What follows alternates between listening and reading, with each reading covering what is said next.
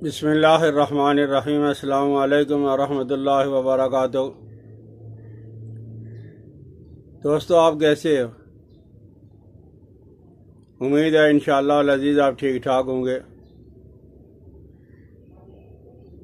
आज हम अर्ज़ करेंगे बच्चों के बारे में।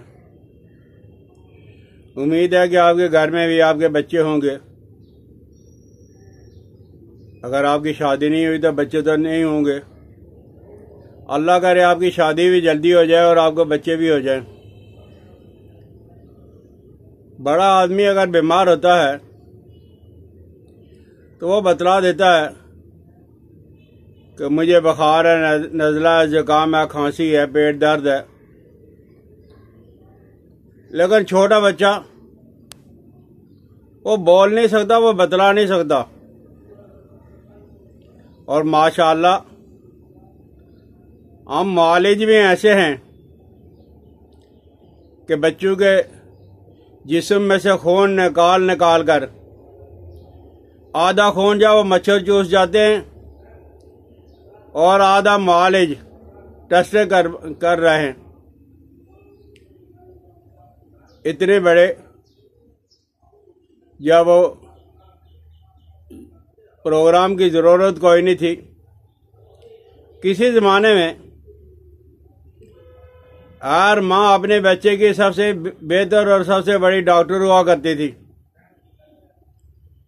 अभी बच्चे को तकलीफ है, अभी माँ को पता चल जाता था, लेकिन वो माँ होती थी। आजकल की ये मम्मी डैडी माँ बाप, एक दोस्त उसके बच्चे को परसों ही तकलीफ हुई पेट की, वो चीखता चिल्लाता सुबह नमाज के फौरन बाद लेके आ गया, इसको दम कर दो। अब मैंने उसे कहा कि आप काला नमक बारीक करके एक रत्ती चटा दें। वो कहता काला नमक क्या है? यकीन करें, दो बीवियों का खामद और 6 बच्चों का बाप है, लेकिन वो कह रहा है मुझे काले नमक का नहीं पता है। बहरहाल किसी ज़माने में माँ बाप हैं, बच्चों के सबसे बड़े डॉक्टर हुआ करते थे। आपको अंदाज़ा तो है कि जब बच्चा को कोई तकलीफ नहीं होती, वो बच्चा आराम से सोया रहता है, पुरसुकून, नींद भी गहरी और मज़े से हंसता खेलता उठेगा। उसका चेहरा हशाश बशाश साफ सुथरा होगा। और जब कभी कोई तकलीफ होगी तो बच्चा बेचैन हो जाएगा, अक्सर रोता रहेगा। नींद के अंदर जब वो चूक उठेगा, सिसकी लेगा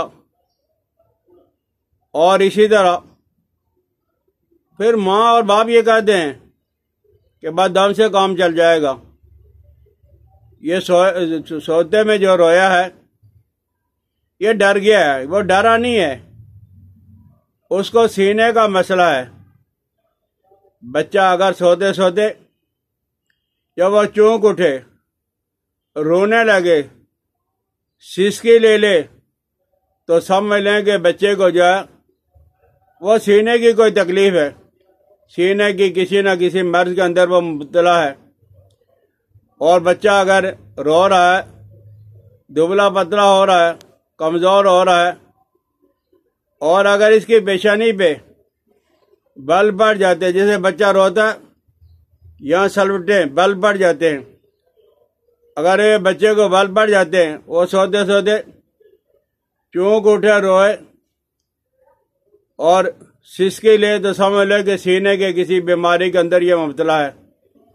खांसी, दर्द, पसली के दर्द में बच्चा खांसते खांसते बहुत ज़्यादा रोता रहता है। एक तो खांसी होगी, दूसरा रोएगा, और उस वक़्त जो है खांसी की हालत में वो ज़्यादा रोएगा। बच्चे का सांस फूल जाता है। दम अगर लेता है, सांस अगर लेता है तो वो मुंह खोल के और इसके नाक के जो नथने हैं इनको वो बड़ा कर लेगा, तो समझ लें कि इसको ठंड लगी है, निमोनिया, और निमोनिया एक ही निमोनिया होती है, डबल निमोनिया कोई भी नहीं होती, बार निमोनिया हो गई, इसे ठंड लगेगी। और अगर बच्चा रोता है और इसका मिजाज चिड़चिड़ापन है, किसी बात को नहीं मानता, किसी चीज को नहीं लेता, किसी की नहीं सुनता और जिद करता रहता है, आंखों के नीचे बाल भी पड़ जाते हैं, वट पड़ जाते हैं, शिकने पड़ जाती हैं, तो समझ लें कि इसको सर की कोई बीमारी है, सर के अंदर कोई तकलीफ है। कान वगैरह में बच्चा इतना कर लेता है कि अपनी उंगली उठा के कान की तरफ ले जाता है और उससे जब वो समझ जाते हैं कि इसको जब वो कान की तकलीफ है। अगर बच्चा की ज़बान मैली है और इसका बहाना बदबूदार आ रहा है, स्याही माल आ रहा है, उसे स्मेल आ रही है और वह है खुश्क बहाना उसका, और इसके मुंह के करीब बल पड़ जाएंगे, यानी यहाँ जो है वो बल पड़ जाते हैं, वट पड़ जाते हैं, शिकने पड़ जाती हैं, तो समझ ले कि बच्चे का पेट ठीक नहीं है, उसके अंदर खलल है।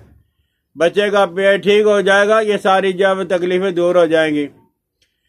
इसी तरह अगर आप देखोगे कि बच्चे के पेशाब के अंदर तलछट है, सफ़ेद पेशाब है, तलछट है, गाढ़ा है, तो समझ लें कि बेटे का बच्चे का वो हाजमा ख़राब है।